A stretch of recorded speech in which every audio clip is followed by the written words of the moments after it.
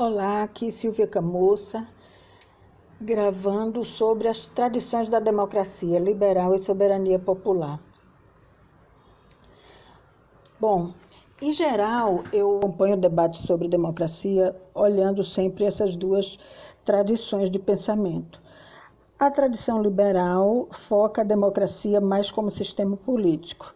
E, no meu entender, a tradição soberania popular trabalha a democracia como sistema político, mas também como modo de organização da luta política e das organizações populares, e ainda como forma geral desejável para a organização da sociedade.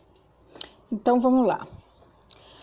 A tradição liberal. Bom, a ideia da democracia como sistema político é o foco da tradição liberal.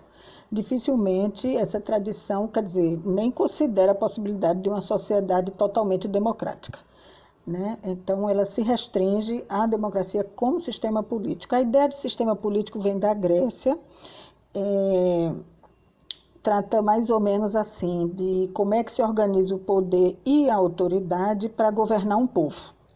Bem nesses termos, as autoridades e o poder se organizando para governar o povo, que na Grécia, como se sabe, mulher, estrangeiro, escravo, não era cidadão, né?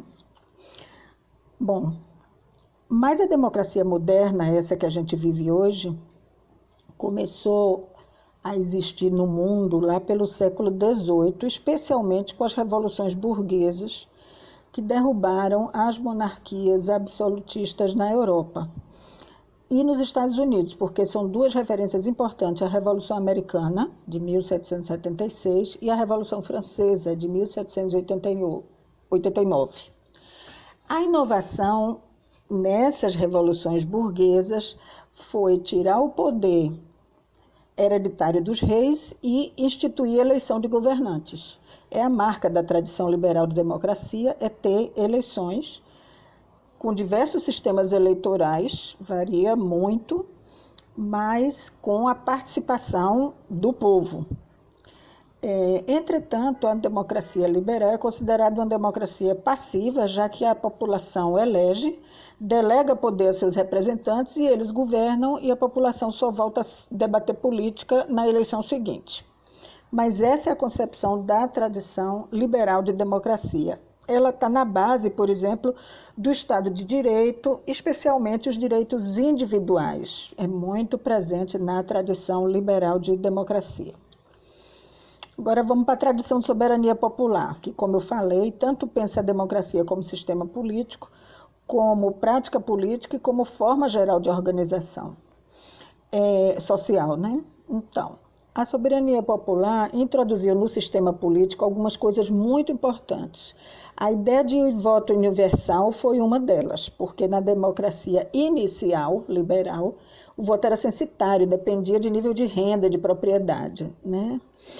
Também o fato de ter duas câmaras legislativas, Congresso e Senado, por exemplo, é uma invenção dessa tradição de pensamento que sempre está buscando maior forma do povo mesmo participar dos espaços de poder e de decisão. A tradição soberania popular também criou vários mecanismos de democracia direta, como o plebiscito, o referendo, e espaços de participação junto ao poder executivo, como alguns conselhos consultivos ou deliberativos de políticas, né? Ela está na base do Estado democrático de direito. Democrático porque procura ser um Estado que garante muitos espaços de democracia e direitos, avançando dos individuais para os coletivos. É mais presente nos debates de quem segue a tradição soberania popular a questão dos direitos coletivos. Mas, como diz John Scott, aquela que falou do conceito de gênero, as palavras têm história, né? Então, uma coisa que eu gosto de marcar é que, seja qual for a tradição, a democracia, ela concretiza um momento de um conflito. Então, a ideia de democracia moderna nasce de um momento de conflito, quando a burguesia enfrentava os reis.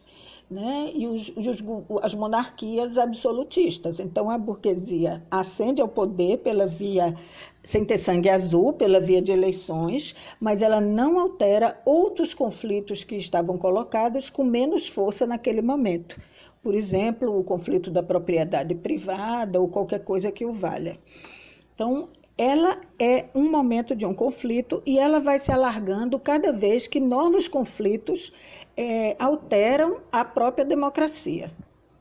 Por isso que alguns autores, algumas pessoas que pensam muito, dizem que o conflito é parte do processo democrático, né? Porque a democracia moderna nasce de um momento de conflito.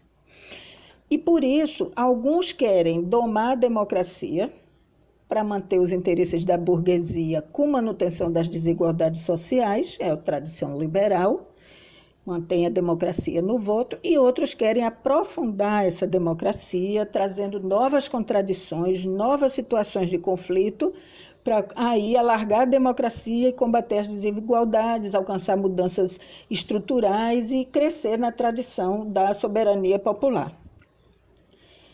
Bom, a democracia como prática política relacionada ao modo de organização do povo oprimido, é um pouquinho mais recente, né? É do século XIX e XX, teve muita elaboração em torno disso, quando se enfrentava a concepção de partido revolucionário marxista-leninista nos debates da Revolução Russa, ali pela Europa e Rússia, né?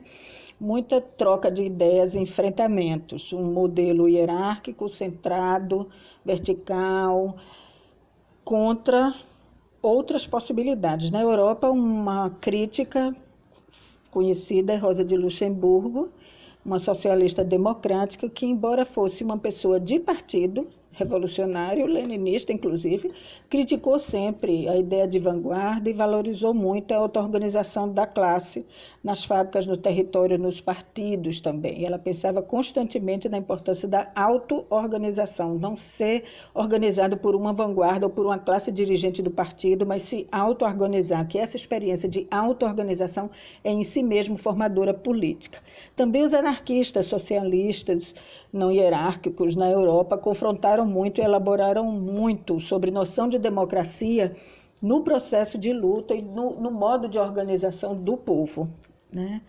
Mas não foi só na Europa. Na África e na Índia, os debates foram muito fortes também sobre a questão democrática no modo de organização das lutas de libertação e do novo Estado que iria se instituir após a luta de libertação. Então, ali tanto havia forças mais liberais como mais tradição soberania popular. Também nas revoluções, na luta de libertação do Vietnã, isso foi tão forte que virou o Vietnã do Sul e do Norte, né? No México, a gente pode lembrar recente a luta indígena do Chiapas, também muita discussão sobre as formas democráticas de organização da luta. Nos Estados Unidos também, lá na luta dos direitos civis, e a presença dos Panteras Negras, que tinham um pé também no tipo de organização marxista-leninista, mas que também formulou muitas novas formas de democracia no modo de organização. Por fim, a democracia como organização geral, forma geral de organização social, ela é tida como um horizonte utópico dos setores soberania popular, né? Da tradição soberania popular, a sua utopia é uma democracia como forma geral de organização social, com experiências que são transformadoras, com prática de transformações estruturais cotidianas, né? Essa ideia de forma geral de organização da sociedade se sustenta na ideia de participação e na criação de uma sociedade participativa, que exige mais equidade econômica, para uns, para outros só é possível uma sociedade participativa depois da Revolução Socialista, e para outros a construção da sociedade participativa é o próprio caminho de revolucionar a ordem social. A hipótese é que uma sociedade participativa ela vai construir proteção, segurança com igualdade econômica, vai promover solidariedade de classe, vai ter que desenvolver autogovernos tanto nas unidades de produção, né, agrícola ou industrial, mas de forma autogovernada pela classe trabalhadora, com estruturas verticais e horizontais meio se misturando, né? E é a tradição que inspira a criação de conselhos de saúde, tanto local como nacionais, os conselhos de educação, os conselhos de moradores, experiências conhecidas aqui no Brasil, muitos deles tinham inspiração dos sovietes lá na Rússia, que também era autogoverno, né? As eleições para diretores de escola ou de reitores é uma prática dessa forma geral de organização social democrática. A experiência de creches comunitárias com financiamento público, mas a creche regida, dirigida, orientada, contrata profissional, descontrata pelas próprias famílias que têm seus filhos ali, são experiências que a gente já viveu aqui no Brasil, eu acompanhei algumas, que são experiências dessa corrente, vamos dizer, dessa tradição de buscar uma sociedade participativa como forma de democratização geral, né, da própria ordem social. Amanhã, na aula, a gente vai ver como o feminismo alargou e contribuiu com essas várias tradições e perspectivas da questão democrática.